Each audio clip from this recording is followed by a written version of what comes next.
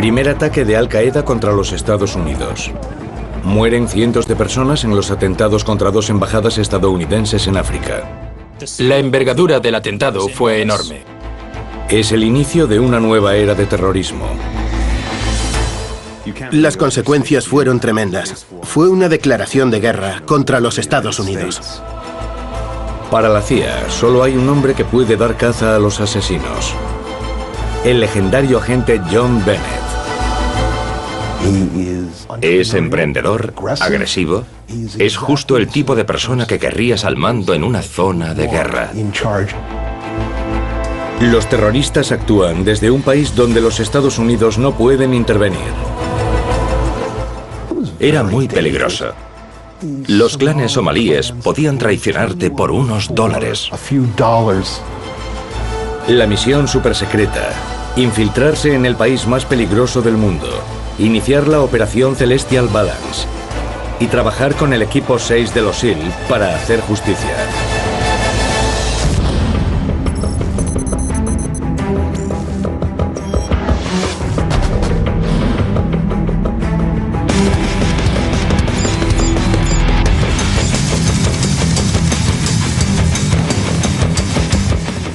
CIA al descubierto, Operación Celestial Balance. Es la ajetreada mañana del 7 de agosto de 1998 en Nairobi, la capital del estado africano oriental de Kenia. Si este país es famoso por algo, es por sus estupendos parques para safaris y sus playas inmaculadas. Es una parte de África que no suele aparecer en los titulares de prensa.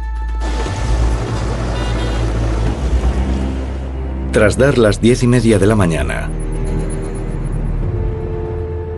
una furgoneta se acerca a la embajada de los Estados Unidos y en vez de aminorar la velocidad en la barrera, acelera.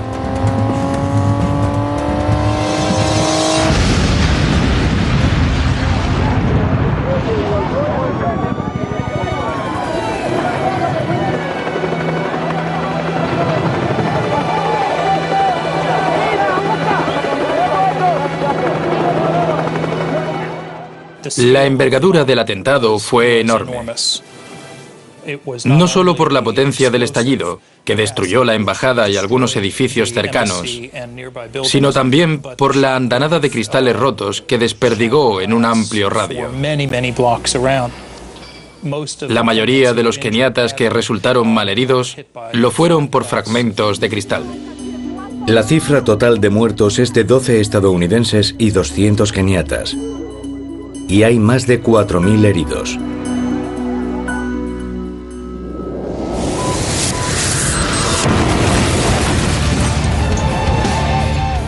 Casi al mismo tiempo, otra bomba estalla ante la embajada estadounidense en Dar es Salaam, la capital del vecino país de Tanzania. A los estadounidenses nunca les había ocurrido algo así en la zona. Es un acto incomprensible que deja atónito al mundo. Our teams are on the ground in Africa. They are tending to the wounded. They are providing security. They are searching and finding evidence. We will do whatever we can to bring the murderers to justice.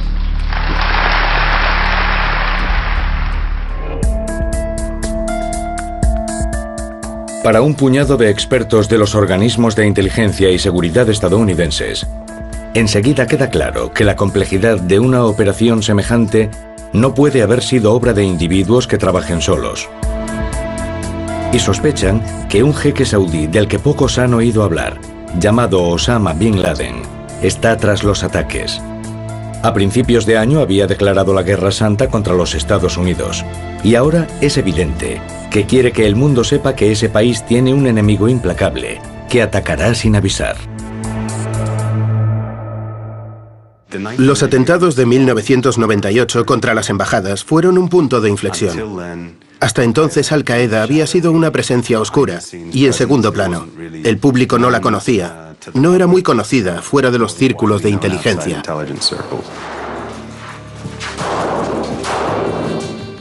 Las consecuencias del atentado fueron tremendas. Fue una declaración de guerra contra los Estados Unidos. La única explicación para la ubicación de los atentados es la facilidad con la que podían cometerse. La poca seguridad, la corrupción y los blancos fáciles, entre ellos los turistas occidentales, hacen del país un lugar idóneo para una pujante organización terrorista. El atentado contra las embajadas desveló que la célula africana oriental de Al-Qaeda había hallado en Kenia un ambiente muy propicio para trabajar. Había poblaciones costeras musulmanas descontentas que le brindarían apoyo. La corrupción política y policial de Kenia les permitía operar con casi total impunidad. Y había miles de objetivos fáciles de alcanzar.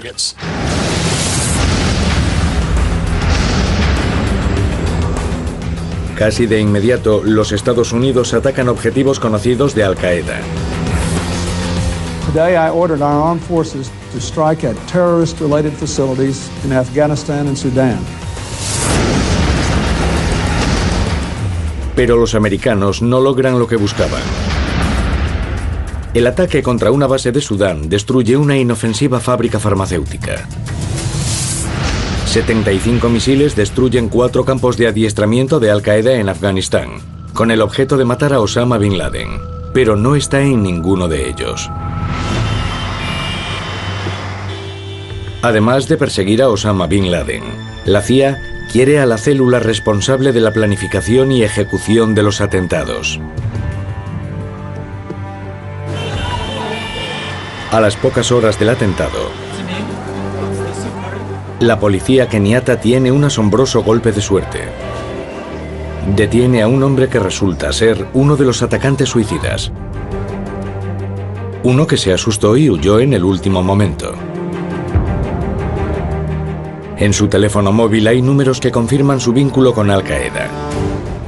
Pero el hombre aporta un dato todavía más valioso: el nombre de su contacto de Al-Qaeda en Nairobi. Se trata de Harun Fasul.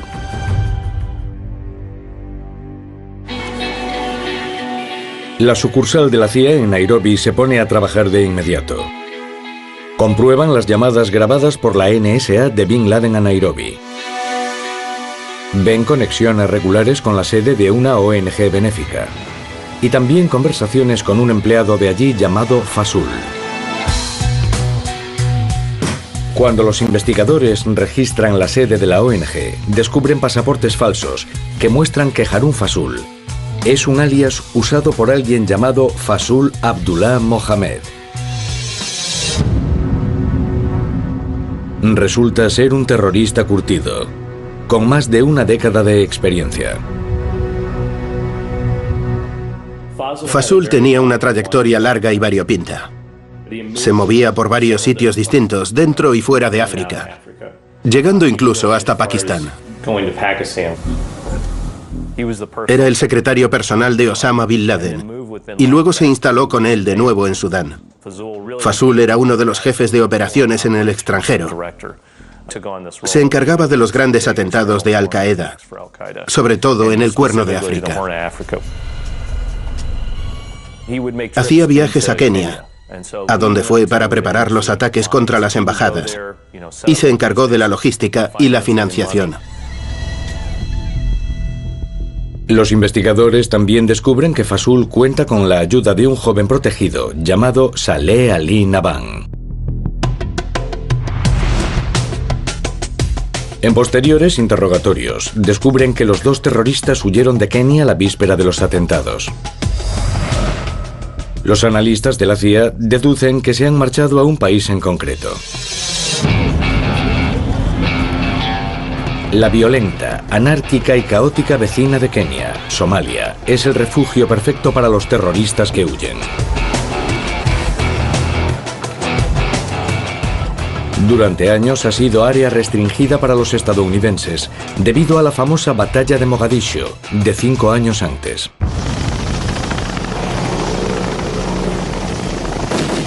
El derribo de un helicóptero Black Hawk y la posterior operación de rescate se habían saldado con numerosas bajas estadounidenses.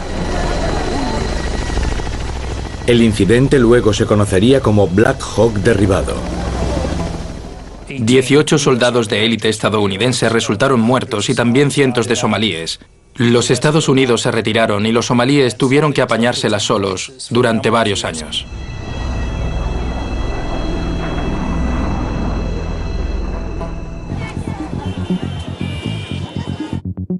La CIA ahora comprende que ir tras Fasool y Nabhan significa perseguirlos hasta el único lugar al que ningún comandante quiere enviar a sus hombres. Somalia es una zona muerta, donde los Estados Unidos no tienen bases, amigos ni contactos. Los activos que la inteligencia estadounidense tenía en Somalia eran prácticamente inexistentes. Cuando las tropas estadounidenses se retiraron de Mogadiscio en 1993, la sucursal de la CIA se fue con ellos. La CIA trabaja prácticamente a ciegas y tendrá que organizar una operación de recogida de información partiendo de cero. Es muy difícil entrar allí y conseguir información. No hay red de intercepción de señales, así que tienes que fiarte de lo que te cuenten. Y entonces la CIA descubre otro dato inquietante. Como los musulmanes de Kenia desconfían del gobierno cristiano apoyado por los Estados Unidos, los simpatizantes de Al-Qaeda abundan en la frontera de Kenia y Somalia. Es una situación que les va de perlas a los terroristas. La dinámica interna de Kenia favorecía a individuos como Fasool y Nabhan. Así que trabajamos con el gobierno keniata, que es de mayoría cristiana, y con las tribus de Kenia Central. Pero la costa keniata musulmana siempre ha sido una minoría, en cierto modo una minoría oprimida, y debido a esta división del país, Nabhan y Fasool podían moverse por la costa de Kenia y entre esas poblaciones musulmanas.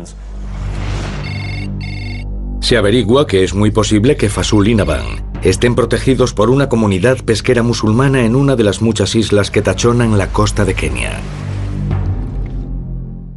Fasool construyó redes en Nairobi, sobre todo en el barrio conocido como Eastleigh, que es una zona de chabolas, e hizo otro tanto por toda la costa de Kenia. Iba por todos esos lugares, luego regresaba a Somalia, e incluso allí reclutaba keniatas que adiestraba en Somalia y luego volvían a Kenia.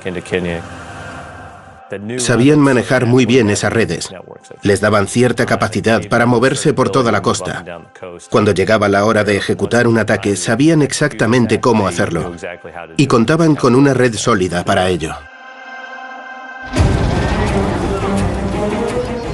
Haciéndose pasar por pescadores y casados con mujeres de la zona, los terroristas empiezan a avanzar hacia los puertos de Somalia, creando estructuras logísticas y redes que les permitan el siguiente ataque. Resultó que la célula africana oriental de Al-Qaeda utilizaba Somalia igual que muchos empresarios, es decir, como una gran tienda libre de impuestos. En sus puertos costeros podían mover dinero, hombres y mercancía de la playa al camión e introducirlos en África Oriental sin control alguno. La célula tiene ahora presencia en ambos países y es capaz de actuar enseguida, en cuanto le convenga, aprovechando la proximidad de un estado anárquico a un territorio indefenso contra el terrorismo. La diferencia entre Kenia y Somalia, sobre todo para Al-Qaeda, es el acceso a los objetivos occidentales. Para atacar a un occidental desde Somalia, tienen que salvar un gran trecho, tienen que organizar una operación de envergadura, y no puedes hacerlo sin el apoyo de una red en el otro país con acceso a los objetivos. En Kenia tenían una red que podía apoyarlos y contaban con un refugio seguro en Somalia al que podían huir. Kenia se convirtió en el lugar idóneo para que Fasool y Nabhan atentasen contra Occidente. La CIA sabe que con todos sus recursos y poder, los Estados Unidos podrían enviar tropas y llevar a los terroristas ante la justicia. Sin embargo, desde el desastre de la operación Black Hawk, en Washington nadie tiene ganas de enfrentarse a Somalia. Luego, un día de septiembre de 2001, todo cambia.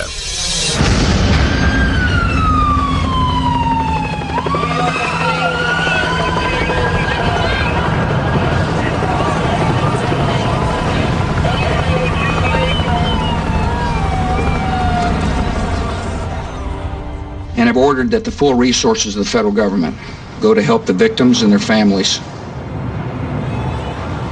and to conduct a full-scale investigation to hunt down and to find those folks who committed this act.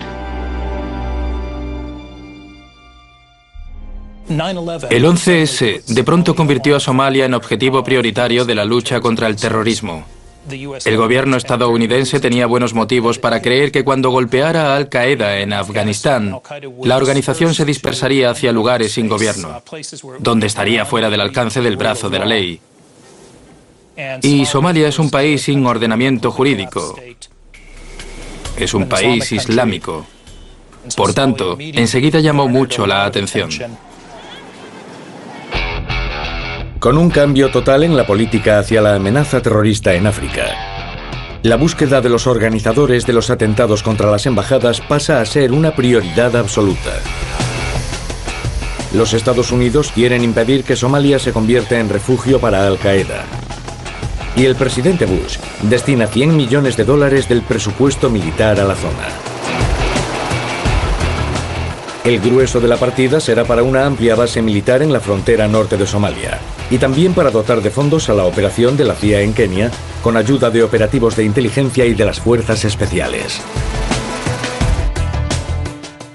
La sucursal de la CIA en Nairobi se reforzó a gran escala. Llevamos allí bastantes soldados.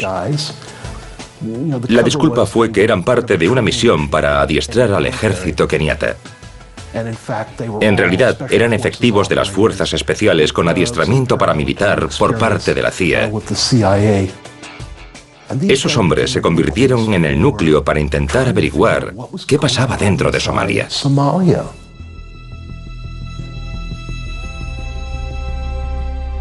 Pero ni todo el dinero del mundo le daría a la CIA lo que más necesitaba: información sobre el paradero de Fasool y Naban. La agencia necesitaba contactos en Somalia, y pese al aumento de la inversión, un año después del 11S todavía seguía sin pistas.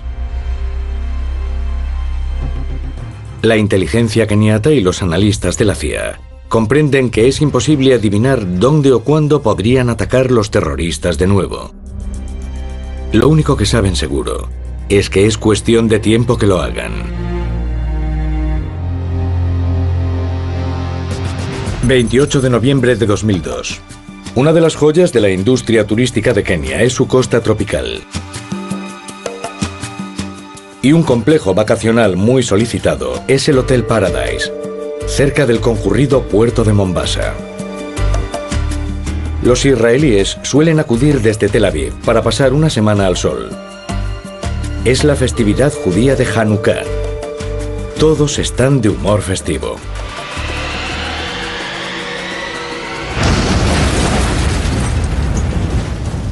De repente, un coche estalla delante del hotel. 16 personas mueren, entre ellas 10 keniatas y 3 israelíes. Muchos más resultan heridos.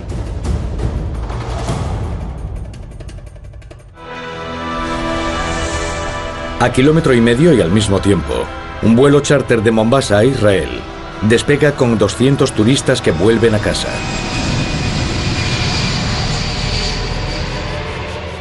Nada más despegar, 2 misiles tierra-aire salen rumbo al avión.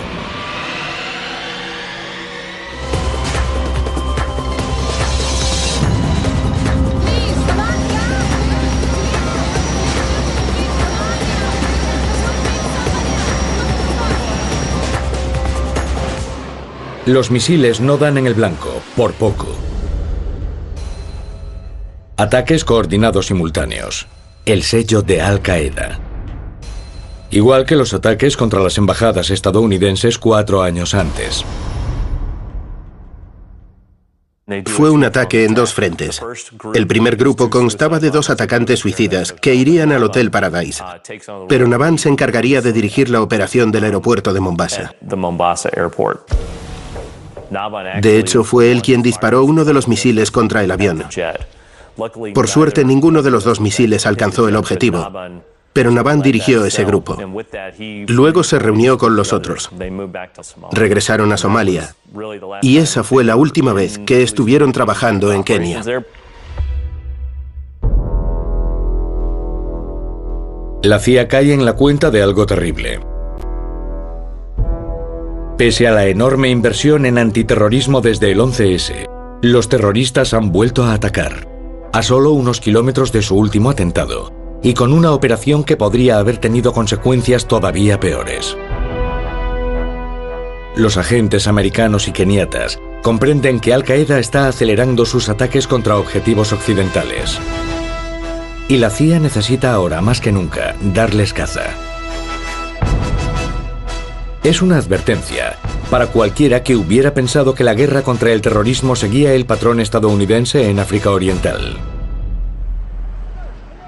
Fasool y Nabhan ahora tienen su base permanente en Somalia, pero cuentan con una red de operativos que pueden utilizar para planificar una ambiciosa serie de ataques contra hoteles occidentales de Kenia.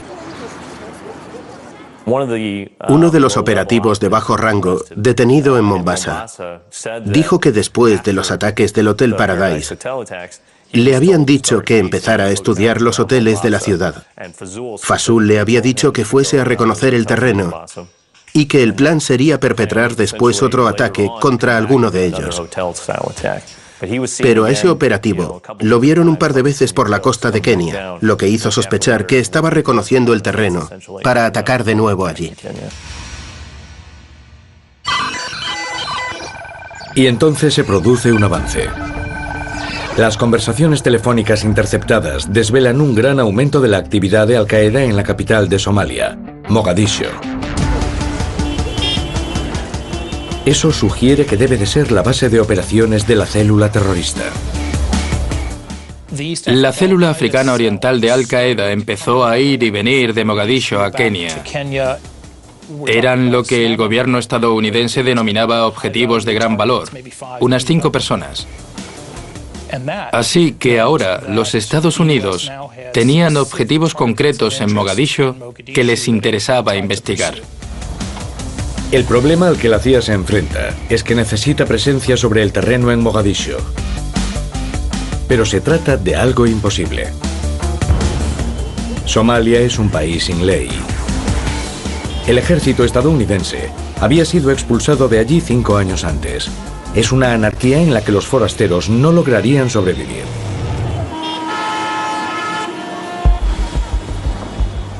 Luego sale a la luz un dato de crucial importancia.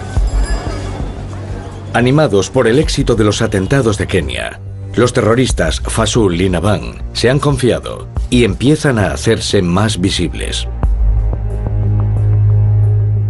Eso permite que la CIA pueda seguirles el rastro.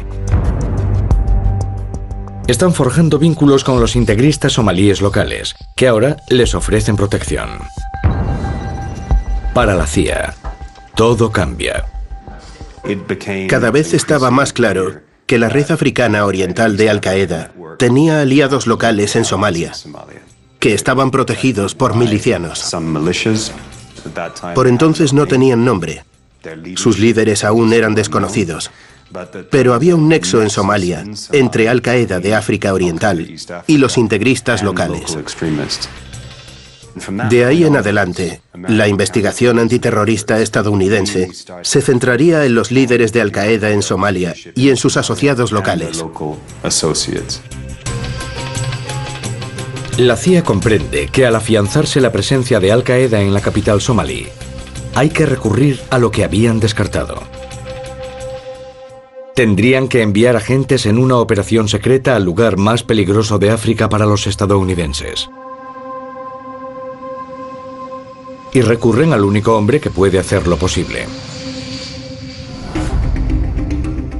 Un legendario agente curtido en años de operaciones secretas en África. Famoso porque corre riesgos extremos y consigue resultados en todas sus misiones. Su nombre, John Bennett. John Bennett era muy bueno en su trabajo. Era emprendedor, era agresivo, era justo el tipo de persona que querrías al mando de tu operación en una zona de guerra. No le daba miedo a arriesgarse. En una comunidad cuya inteligencia había sido criticada tras el 11S por temer el riesgo, él era todo lo contrario. Bennett no se engaña respecto a lo que le espera. Sabe que el tipo de red de espionaje que la CIA necesita solo podrá crearse con expertos con años de experiencia en África. Y aún así, es una tarea monumental. Crear una red de espionaje en este tipo de condiciones es muy difícil. Como en muchos lugares del mundo, en Somalia se desconfía de los extranjeros. Es algo muy común en los sitios donde Al-Qaeda se esconde, pero en Somalia quizás más que en ningún otro sitio. No se fían de los extranjeros. Es una sociedad organizada en clanes. Por tanto, ¿cómo puedes encontrar informadores en un clan al que no tienes acceso? Trabajando desde la base de la CIA en Nairobi, Bennett usa sus años de experiencia con los ejércitos de guerrilleros africanos y milicianos rebeldes para elaborar un plan de infiltración en Mogadiscio. Sabe que no todos en la capital simpatizan con Al-Qaeda y los integristas somalíes que la protegen. Si logra establecer una alianza con sus enemigos, quizás pueda convencerlos de que ayuden a los estadounidenses. Pero para eso, deberá tratar con algunos de los hombres más peligrosos de África. Los famosos caudillos militares somalíes. 15 de marzo de 2004. Bennett envía a Somalia a sus mejores agentes con grandes sumas de dinero. La táctica estadounidense para apresar a los valiosos objetivos que iban y venían de Mogadiscio fue recurrir a intermediarios. El gobierno estadounidense recurrió a los posibles aliados que había por entonces, varios líderes de clanes guerrilleros y hombres de negocios con nutridos ejércitos privados para defender sus posesiones. Les pagó para intentar capturar a la célula africana oriental de Al-Qaeda. Bennett sabe que lo único que conquistará a los caudillos militares es el soborno a la antigua. En Mogadiscio, más que en ningún otro sitio, el dinero manda. La estrategia es sencilla. Dinero contante y sonante para comprar colaboradores y la información necesaria. Cuanto mejor el colaborador y más útil la información, mayor la recompensa. En un mundo en el que todos se traicionan entre sí por un precio, quien tenga más dinero conseguirá lo que quiera. Era un trabajo muy peligroso.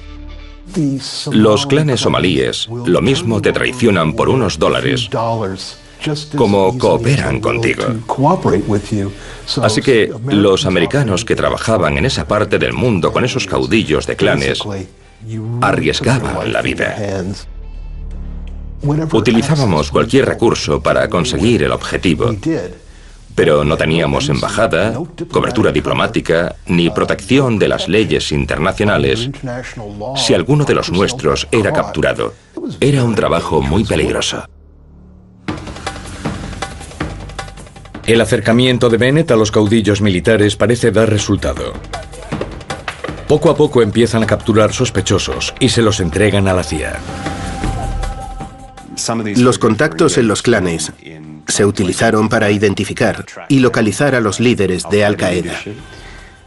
La primera parte del resto del proceso fue capturar a algunos de los sospechosos y entregárnoslo. La única pega es que entre ellos no están los terroristas Fasul y Naban. Pero aunque Bennett no captura a las personas que busca, al menos las nuevas alianzas con los caudillos militares le permiten desplegar una segunda línea de ataque. Recurre a una unidad supersecreta de la CIA, creada ex profeso para infiltrarse en los lugares más difíciles en operaciones encubiertas y apoderarse de objetivos e información.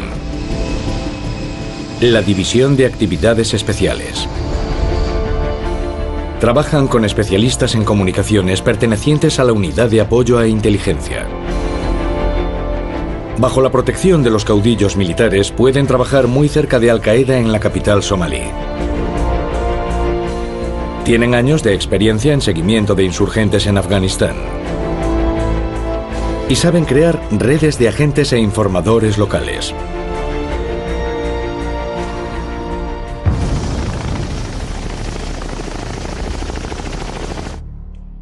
Primero interceptan las llamadas por móvil de los grupos terroristas de Mogadiscio, en busca de pistas sobre el paradero de Fasul y Naban.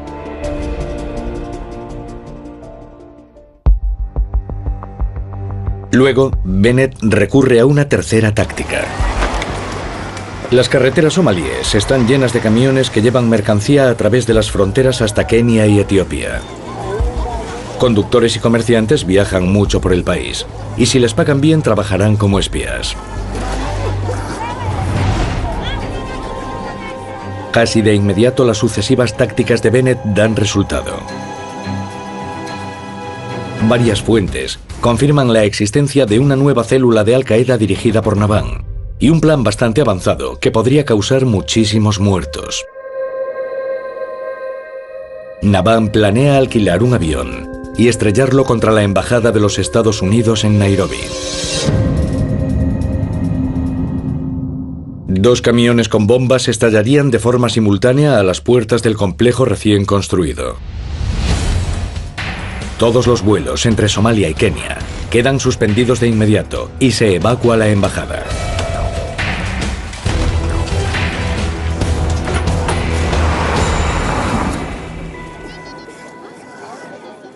El complot se frustra, pero demuestra a la CIA que Al-Qaeda está evolucionando hacia una organización más atrevida y con recursos, y su protección en Mogadiscio la hace más fuerte día a día. La estrategia del agente de la CIA John Bennett debería proporcionar sospechosos y acercar a los investigadores a los terroristas, pero encuentra un problema. Con el paso de los meses, queda claro que los caudillos militares aceptan el dinero de la CIA, pero a cambio solo dan excusas. Los individuos y los clanes a los que habían pagado no eran los mismos subclanes que protegían a los objetivos de la misión. De modo que les costaba bastante llegar a ellos y conseguir información en esas zonas. Por otra parte, a esos jefes milicianos no les hacía mucha gracia el riesgo que implicaba entrar en un piso franco y apoderarse de unos supuestos miembros de Al-Qaeda enfrentándose a un clan rival, porque podría desencadenarse una guerra de clanes. Parece que John Bennett no consigue nada con el dinero, y los milicianos tratan a los americanos con desdén. Saben que tienen la sartén por el mango, y la CIA no tiene a otro a quien recurrir para llegar a la gente y la información que necesita. Aceptaban encantados el dinero del gobierno estadounidense, pero no se esforzaban mucho en capturar a los objetivos, y eso acabó por impacientar a las autoridades estadounidenses. Entonces surge un nuevo problema. Bennett descubre que los milicianos están falseando información y detienen a personas inocentes solo para seguir obteniendo dinero. Parece ser que los pagos en metálico están convirtiendo el espionaje antiterrorista en un negocio en las calles de Mogadiscio. Había muchísimos implicados en el negocio. Intercambiaban información, la vendían, la inventaban y detenían a personas basándose en que quizás interesaran a los estadounidenses y que pagarían por ellas.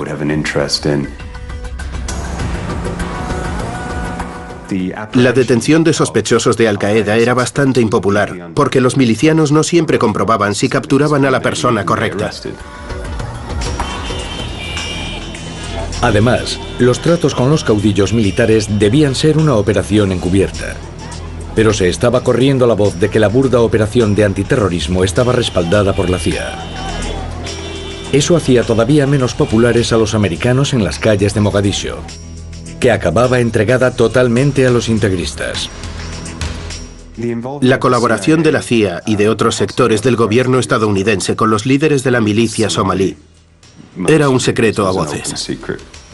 Hay muy pocos secretos en Somalia, y algunos de los caudillos que participaban en esas operaciones querían que se supiera que eran amigos de los americanos y se jactaban de ello. De modo que el apoyo estadounidense pronto quedó claro. Se sabía que los líderes de las facciones recibían pagos en metálico y equipamiento especializado para recoger información y vigilar los lugares que se creían relacionados con Al-Qaeda. Para complicar las cosas, Al-Qaeda y sus protectores inician un ataque contra los colaboradores de la CIA, los caudillos militares. Los enfrentamientos entre facciones estallan en las calles. Los caudillos y los líderes milicianos perseguían a efectivos de Al-Qaeda y a sus amigos somalíes. Por otra parte, los milicianos somalíes, amigos de Al-Qaeda, empezaron a saber quién participaba en las operaciones de antiterrorismo y fueron a por ellos. Así que hubo asesinatos y ataques recíprocos entre las dos facciones. La cosa se agravó de 2004 a 2005 y se convirtió en una guerra sucia en las calles de Mogadiscio.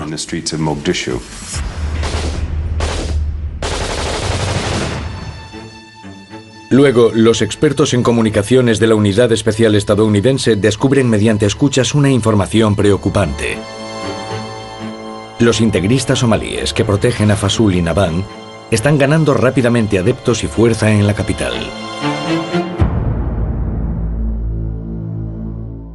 Entre 2002 y 2004 empezamos a ver el ascenso de una pequeña milicia, un grupo islámico integrista que respondía ante uno de los 14 tribunales islámicos de Mogadiscio. Casi ninguno de esos tribunales era radical, eran tradicionales. Los dirigían clérigos sufíes tradicionales y ancianos de clanes, pero en ese en concreto había elementos integristas, y esa milicia con el tiempo acabó siendo conocida como Al-Shabaab. Estaba integrada por muyahidines que habían estado en Afganistán, y ese fue el vínculo que aprovechó la célula africana oriental de Al-Qaeda. Los terroristas están ahora protegidos por miles de integristas islámicos que son tan peligrosos como Al-Qaeda, y sus principales enemigos son los caudillos militares que colaboran con la CIA. No podía haber peor noticia. La CIA está perdiendo su protección en Mogadiscio. El poder en la ciudad está pasando de los caudillos militares a los integristas. Y los americanos están en el bando equivocado. Para los operativos sobre el terreno, pese a todos sus esfuerzos, todo indica que la CIA será expulsada de Somalia de nuevo.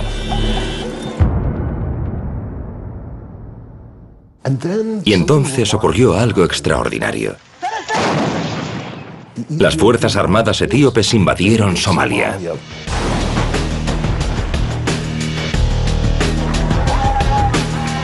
Etiopía, la vecina cristiana de Somalia, es aliada de los Estados Unidos y está más alarmada que nadie por el auge de los integristas en Mogadiscio. Etiopía no iba a tolerar el ascenso de un grupo islamista integrista en Mogadiscio. Tenían que deshacerse de aquella amenaza. Etiopía envió a más de 10.000 soldados y ocupó Mogadiscio. Para asombro de todos, la CIA vuelve a tener una oportunidad. Es casi el mejor regalo de Navidad que Bennett podría haber esperado. Cuando el ejército etíope entra en Somalia, la CIA recibe una invitación para situarse tan cerca de la acción como desee. La CIA y sus fuerzas especiales utilizan ahora al ejército etíope para capturar a militantes e interrogarlos. En poco tiempo, sale a la luz información vital. Los nuevos datos indican que Al-Qaeda se ha trasladado al sur, al único sitio donde sabe que puede defenderse. Una isla llamada Ras Kamboni. Ras Kamboni es el nombre dado tanto a una isla como a la zona costera fronteriza con Kenia y Somalia. Es un lugar muy remoto. Era una base de adiestramiento y un lugar de aprovisionamiento. Sabemos que iban y venían de esa zona. Allí tenían un negocio pesquero en funcionamiento. Está mencionado en sus documentos. Dicen, tenemos acceso al puerto. Es un buen sitio para traficar y desplazar personas, armas, dinero, lo que sea. Y está cerca de Kenia. Estratégicamente, Ras Kamboni no podría ser una base mejor. Está protegida por pantanos en el interior y es muy difícil de atacar por tierra o por mar. Los analistas creen que Fasul y Naban se esconden allí. Esta es la oportunidad que la CIA ha estado esperando.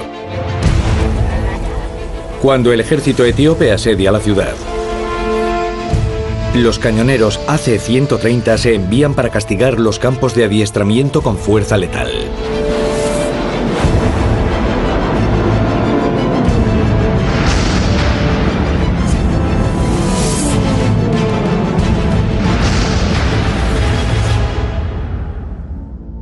Los campamentos quedan arrasados.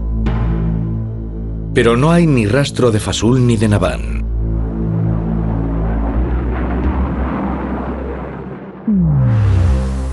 Una vez más, los líderes de Al-Qaeda han escapado de la red de la CIA.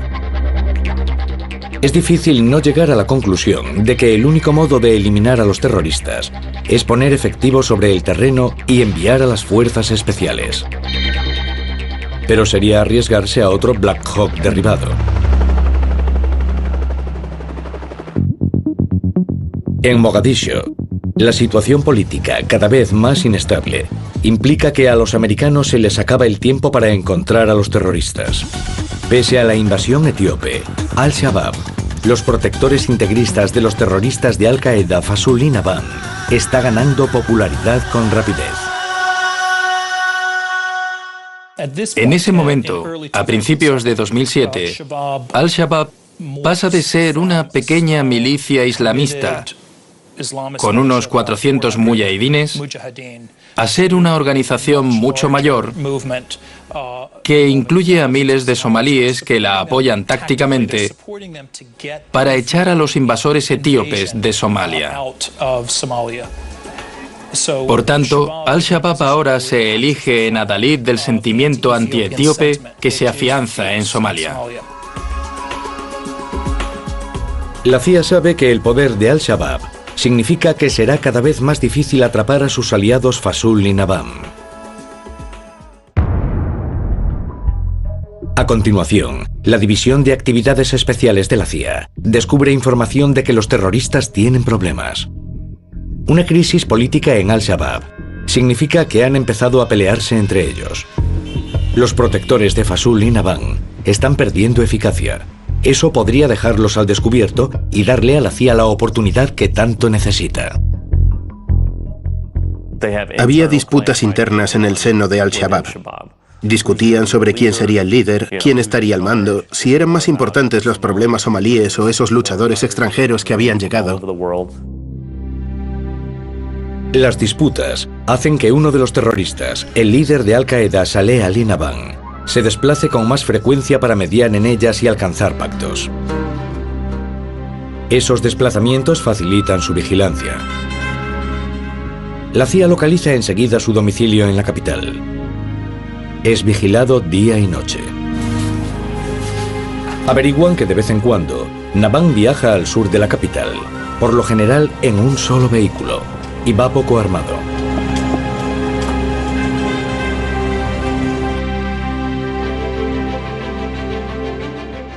La CIA presenta un plan a los jefes militares de Washington para atrapar a Naban en una operación sorpresa vivo o muerto. Se denomina Operación Celestial Balance. La quinta flota estadounidense recibe orden de esperar cerca de la costa somalí. Se lanzan minidrones silenciosos para vigilar las carreteras que van al sur desde Mogadiscio. Los buques de la Armada llevan drones propios llamados Scan Eagles. Son minidrones que pueden lanzarse desde la cubierta de una fragata o un destructor. Y son estupendos para operaciones de vigilancia secretas. Son silenciosos y pueden estar en vuelo de 7 a 8 horas. Los equipos de vigilancia de la CIA destacados en Mogadiscio informan de que Naban está en marcha. Salta la alarma en Washington. Circulará por la carretera durante unas 4 horas. En el Pentágono y la Casa Blanca Las autoridades se reúnen para discutir las opciones. La zona en cuestión está fuera del alcance de la base de drones más cercana. Eso descarta un ataque con un avión no tripulado. Un misil de crucero quizás no alcance a un vehículo en movimiento. Y un solo coche podría evadirse del ataque de un cañonero AC-130. Las opciones disminuyen rápidamente, y los jefes militares del Pentágono deben pensar en una operación en el país más peligroso del mundo para los soldados estadounidenses. Los comandantes insisten en que para enviar soldados allá es necesaria la ventaja de la sorpresa. Pero Naván viaja por campo abierto, el peor terreno para una emboscada. Es crucial actuar con precisión y localizarlo. El ataque nunca se habría efectuado sin saber a ciencia cierta dónde estaba Naván exactamente.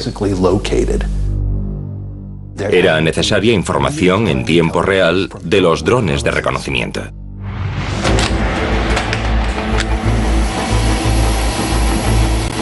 El equipo 6 de los SEAL, destacado en un destructor estadounidense cercano, recibe ahora sus órdenes. El plan es sencillo: efectuar un ataque por aire. La aeronave de vigilancia resulta esencial para seguir a Naván y a sus hombres. Cuando salen de la capital, un escuadrón de 4 helicópteros Little Bird, apoyado por 4 Black Hawks, sale de los buques estadounidenses apostados en la costa somalí.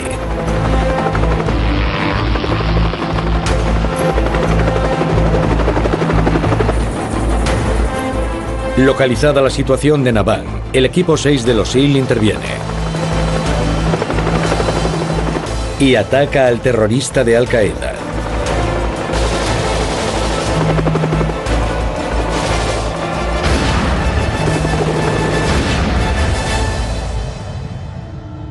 Matándolo a él y a sus acompañantes.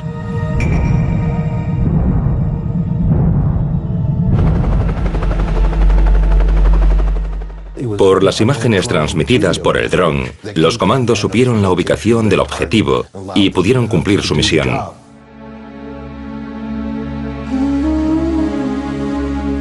El cadáver de Naván se traslada para su identificación formal y luego ser sepultado en el mar.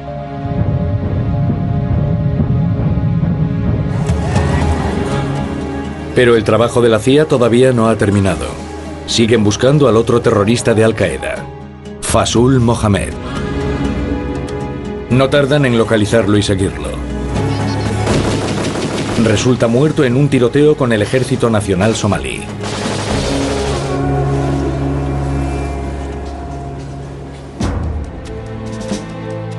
Con los 2 terroristas más buscados de África fuera de combate, se ha hecho justicia para las víctimas de los atentados contra las embajadas estadounidenses. Esto significa el éxito de la Operación Celestial Balance y la eliminación de una grave amenaza terrorista en África Oriental. Somalia deja de ser el siguiente refugio de Osama Bin Laden.